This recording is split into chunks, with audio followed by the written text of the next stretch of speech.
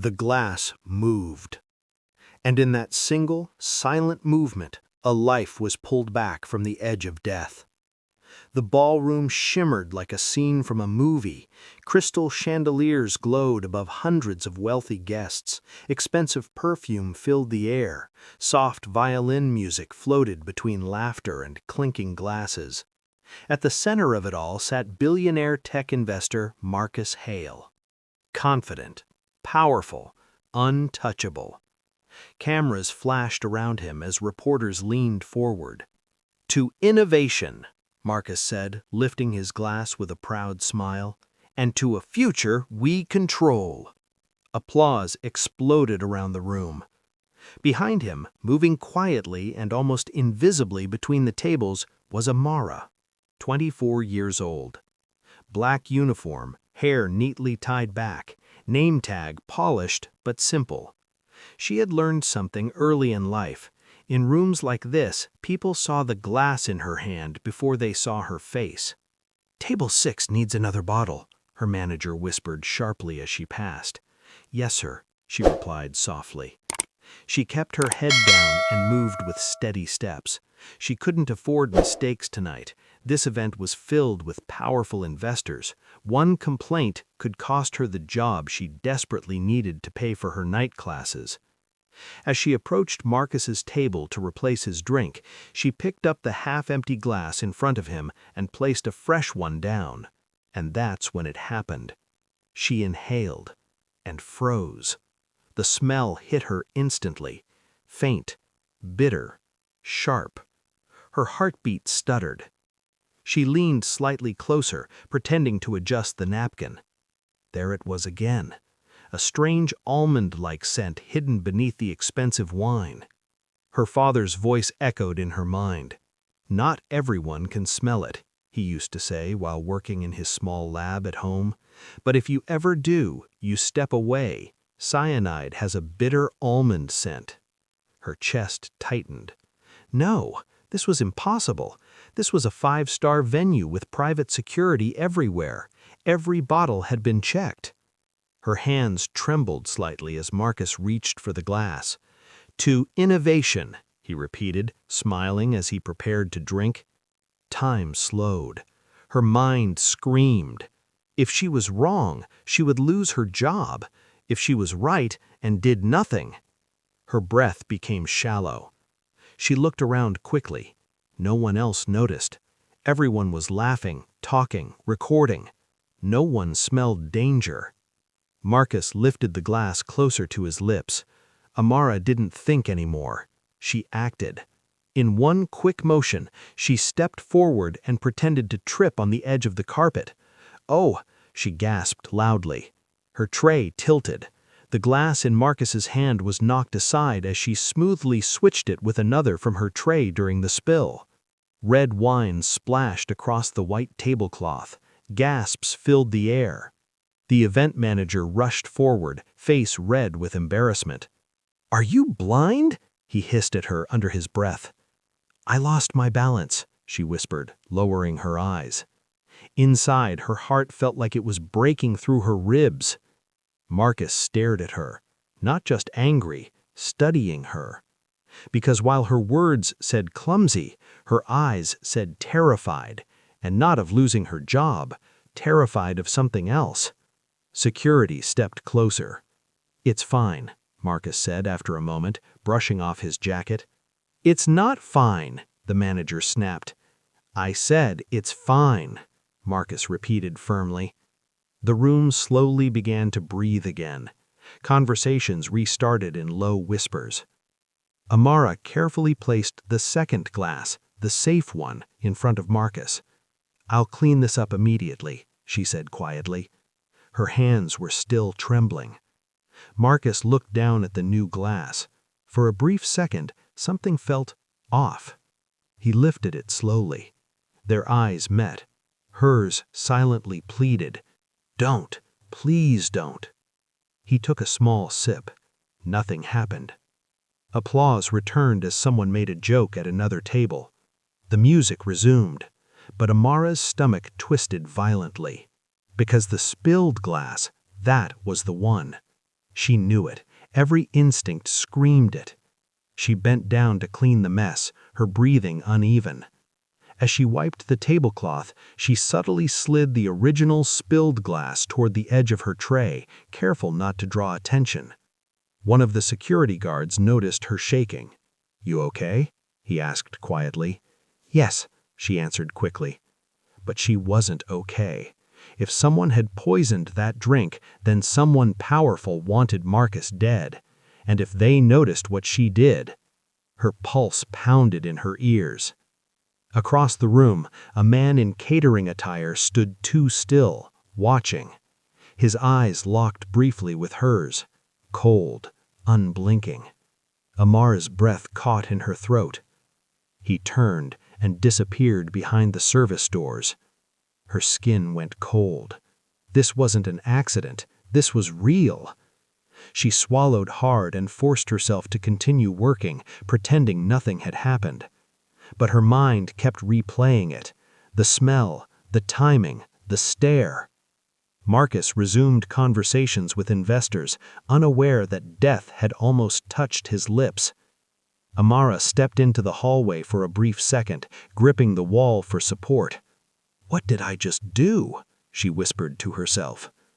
She had embarrassed the most powerful man in the room, ruined the perfect image of the event, and possibly exposed a murder attempt.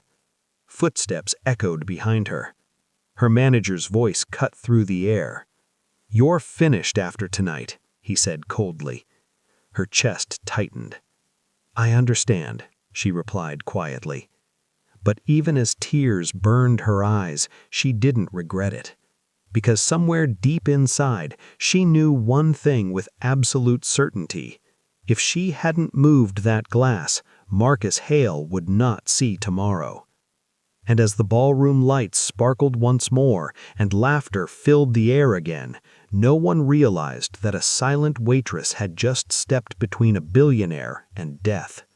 No applause, no recognition, just a quiet act of courage in the middle of a celebration.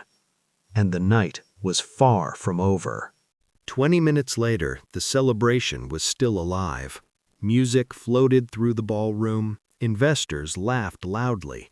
Glasses clinked again as if nothing had happened. But behind the golden curtains, everything had changed. Marcus Hale sat at the head table, smiling politely as a city official spoke beside him. Inside, something felt wrong. Not physical, instinctive. He kept replaying the moment in his mind. The stumble, the switch, the fear in the waitress's eyes. That wasn't clumsiness, that was warning. A tall security officer approached quietly and leaned toward him. "Sir, we need a word, privately." Marcus kept his expression calm. "Excuse me," he told the table smoothly. He stood and followed the guard toward a restricted hallway. The further they walked, the quieter it became. The music faded, the laughter disappeared. They entered a small private conference room behind the ballroom. 2 more security members stood inside. One of them held a small testing kit and the original spilled glass sealed in a clear bag. Marcus's eyes fixed on it. "What is this about?" he asked carefully. The head of security, Daniel Reeves, spoke slowly. "Sir, after the incident, one of our team noticed the waitress seemed extremely distressed." Marcus remained silent. "We decided to test the spilled liquid, just to be safe." Marcus felt his stomach tighten. Daniel swallowed before continuing.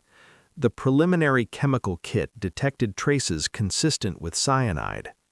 The room went completely silent. Marcus blinked once. "That's not possible," he said quietly. "We ran it twice," Daniel replied firmly. Marcus stared at the glass as if it were a snake. "Are you absolutely certain?" he asked, voice lower now. "Yes, sir." A wave of cold washed over him. For years he had faced lawsuits, corporate attacks, hostile takeovers. But poison? This was different. This was personal. He slowly pulled out a chair and sat down. "Who served that drink?" he asked. "It came from the main service line," Daniel answered, "but we're reviewing footage now." Marcus leaned back, running a hand across his face. His mind replayed the exact second before he lifted the glass. Amara's eyes. Wide.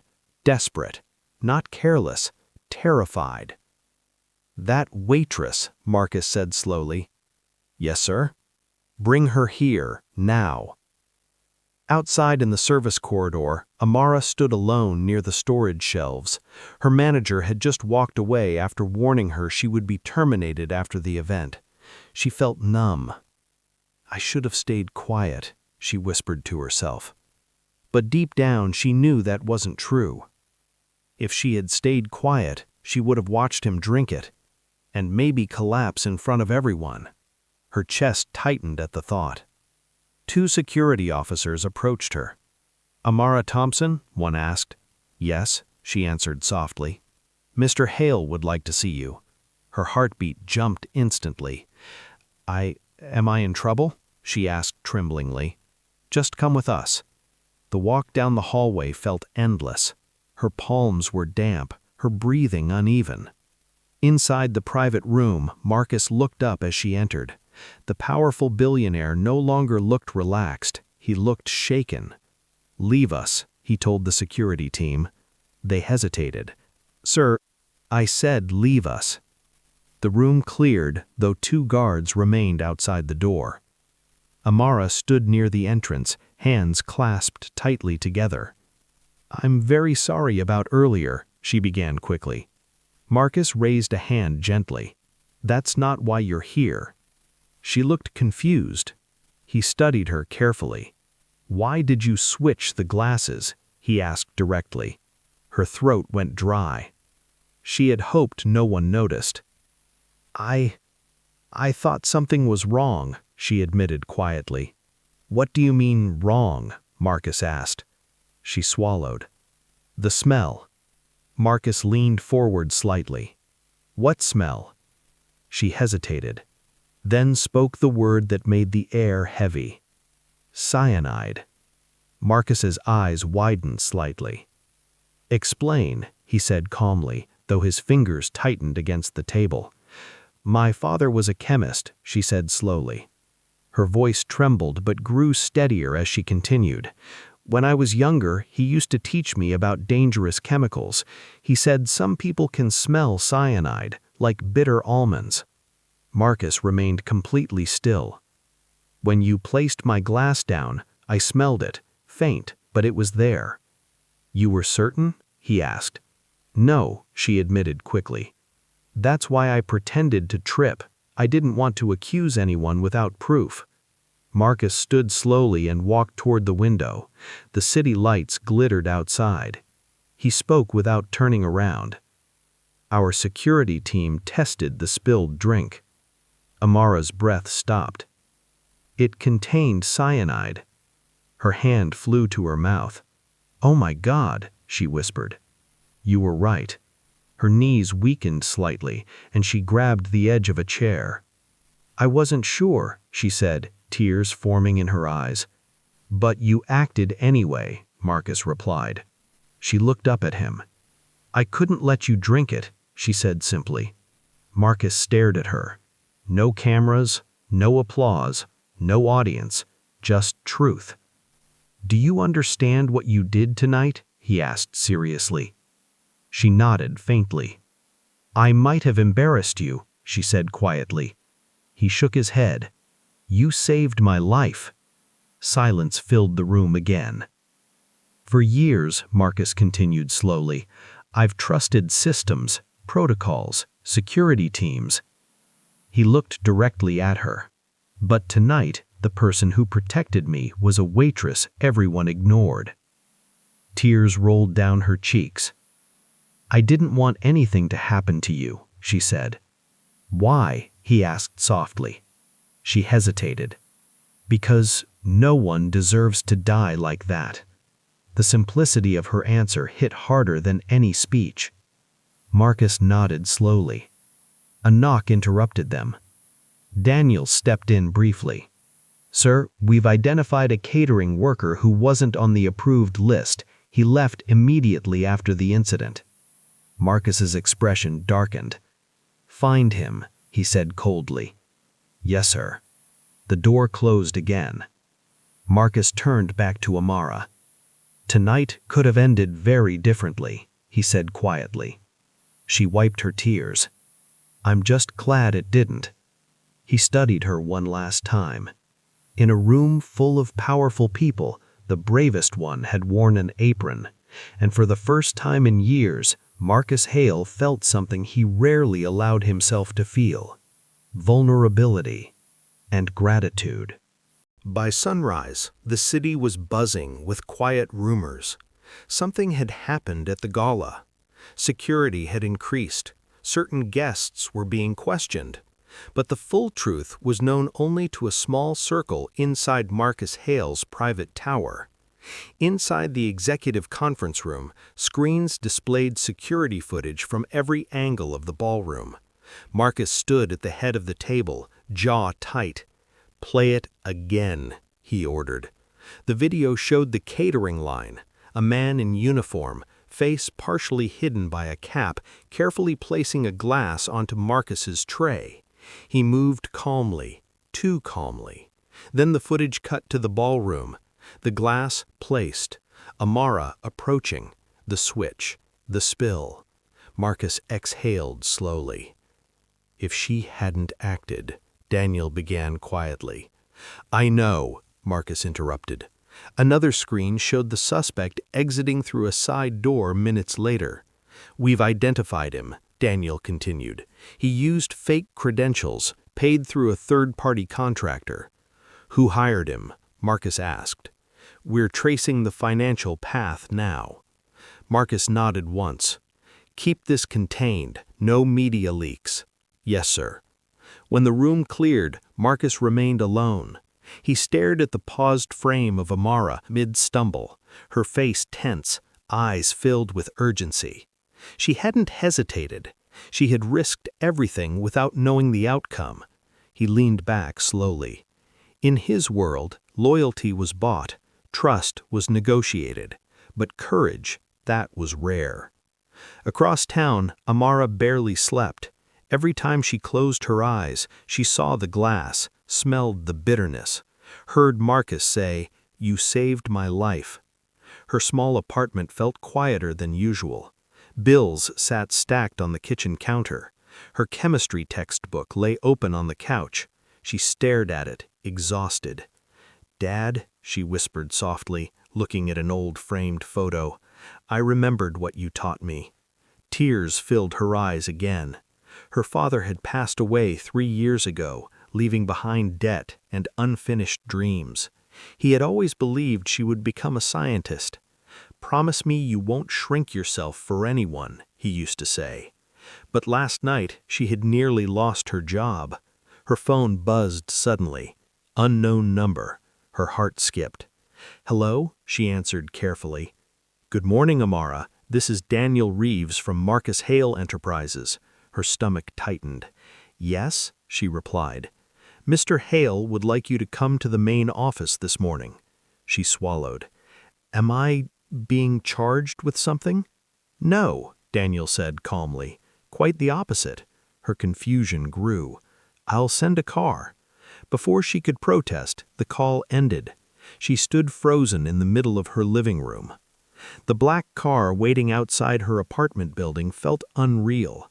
As it drove through downtown, she stared at the skyline. Marcus Hale's headquarters towered above everything else: glass, steel, intimidating. Inside the lobby, employees in sharp suits walked confidently past her. She suddenly felt small again, but she straightened her shoulders. The elevator doors opened to the top executive floor. Marcus was standing near the windows, hands behind his back. He turned as she entered. "Amara," he said warmly. "Sir." She lowered her gaze respectfully. He gestured towards a chair. "Please, sit." She sat carefully, unsure what was coming. There was no anger in his face now, only thoughtfulness. "The suspect has been identified," he began calmly and direct. Her chest tightened. It was a hired attempt connected to a corporate rival. The police are handling it. She nodded slowly. You were right, he continued seriously. Without your intervention, I would not be here today. Her eyes filled again. I just reacted, she said softly. No, Marcus replied firmly. You chose courage over comfort. The words hit her deeply. He walked to his desk and picked up a folder. I had my team look into you, he said. Her heartbeat quickened. You're studying chemistry at night, top of your class. He blinked in surprise. I try my best, she whispered. Why are you working double shifts instead of focusing on school? He asked gently. She hesitated. Tuition, rent. After my father passed, I had to take responsibility. Marcus nodded slowly. He placed the folder in front of her. Inside were official documents, scholarship forms, internship contracts, research department placement letters. She stared at them, confused. I don't understand, she said, trembling voice. I'm establishing a full academic scholarship in your name, Marcus said clearly. Her breath caught. Your tuition will be covered, all remaining semesters. Tears spilled instantly. And once you graduate, you will have a guaranteed position in our chemical research division. She covered her mouth. Why? She whispered. Marcus stepped closer. Because integrity cannot be trained, it reveals itself in moments. He paused. Last night, when everyone else was focused on status and speeches, you were focused on protecting a life. She shook her head slightly. I didn't think about rewards.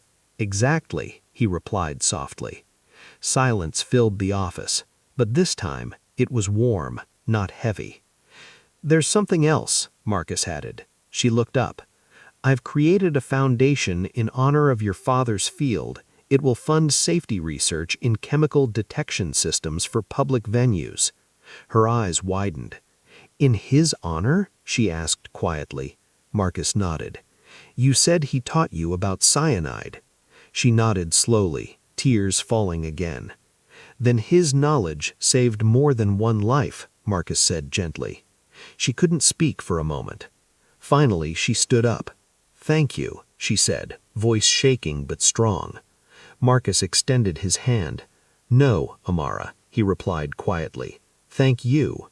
She shook his hand, but something had changed. She wasn't just a waitress anymore. She wasn't invisible. She was seen. As she left the building, sunlight reflected off the glass tower. The same city, the same streets, but everything felt different, because one quiet decision had rewritten her future and his. Courage does not always arrive loudly. It doesn't always wear power or titles. Sometimes it stands in the background holding a tray, unnoticed, until the moment it chooses to act. That night, a billionaire survived. But more importantly, a young woman discovered the power she carried within her all along. And the lesson echoed far beyond the ballroom. True greatness is not measured by wealth. It is measured by the courage to protect others, even when no one is watching.